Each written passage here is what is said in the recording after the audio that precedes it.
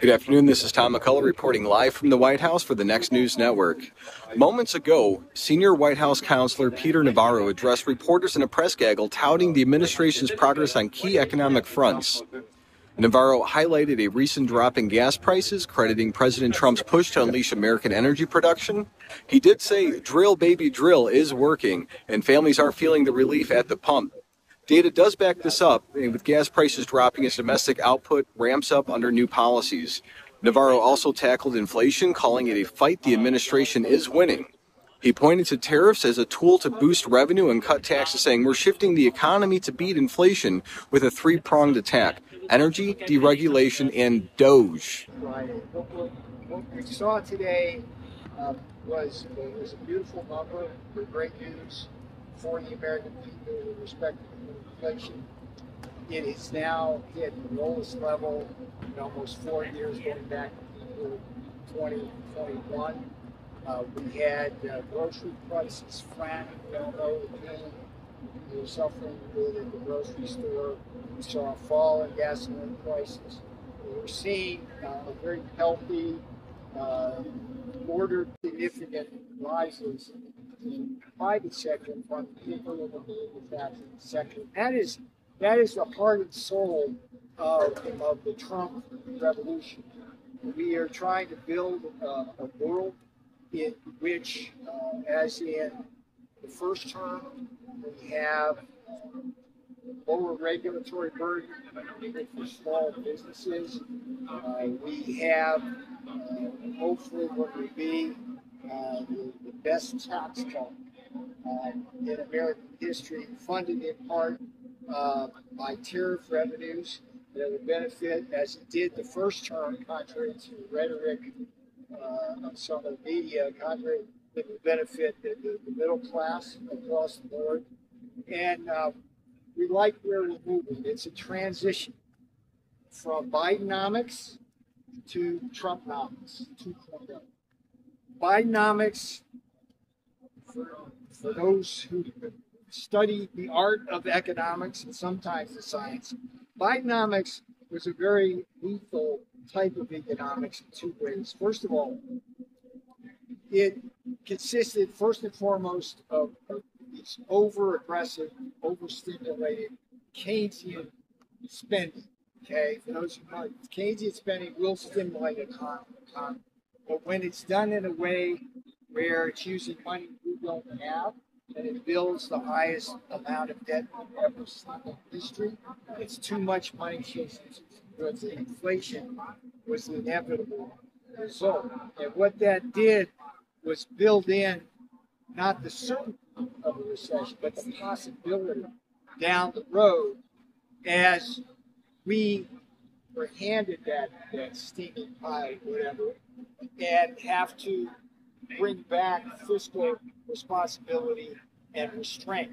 Now, to the extent we do it the way we are doing it, we can avoid the recession that would otherwise have happened if Joe Biden was still in the Oval Office. Now, the second thing that Bidenomics is, the second major component of Bidenomics, this is really important to understand. There's a concept in economics known as supply shocks. They can be negative supply shocks, like an oil price hike due to some kind of geopolitical event or some kind of weather events. And the problem when you have negative supply shocks is you get two bad things. You get inflation and recession. That's the essence of supply side economics. What you want is positive supply shocks, which will simultaneously tamp down inflation, but also stimulate expansion. So you can actually offset the demand pull inflation with nice positive supply shocks. Now, that sounds like a lot of gobbledygook, but let me just say operationally what that means is that when we drill, baby, drill, and we bring oil down, now it's down $11 where it was, or off a high of 80 during some part of the Biden. If we get that all the way down to 50 or the low 50s, that's sufficient.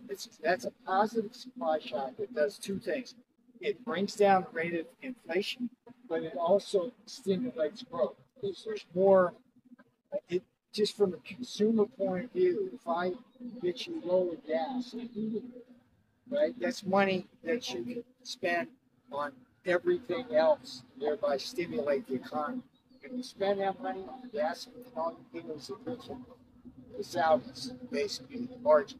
Okay, so if we get that down, that's worth probably a point or more alone off the pool.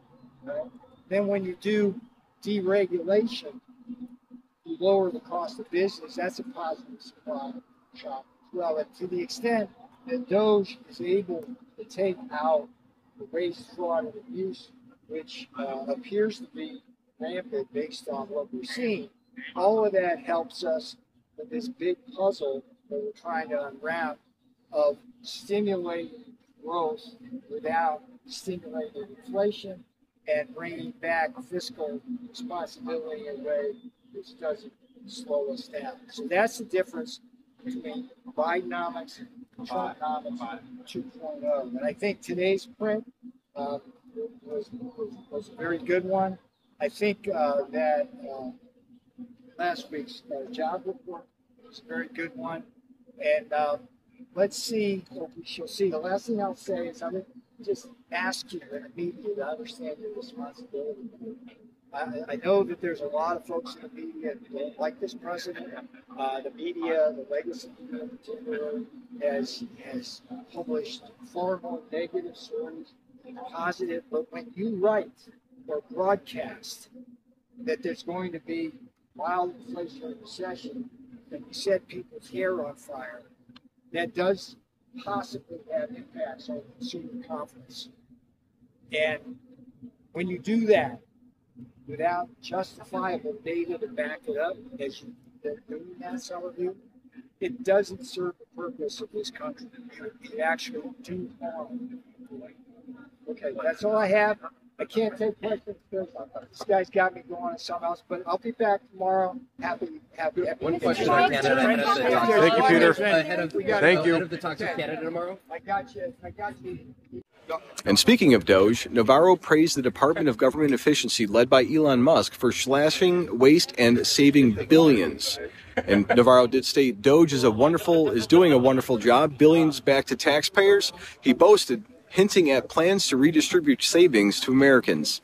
Navarro's upbeat tone underscored the administration's focus on economic wins just weeks into the Trump second term. Critics, though, warned tariffs could spike prices later. For now, Navarro's message is clear. The White House sees these moves as a game changer. Again, this is Thomas McCullough reporting live from the White House.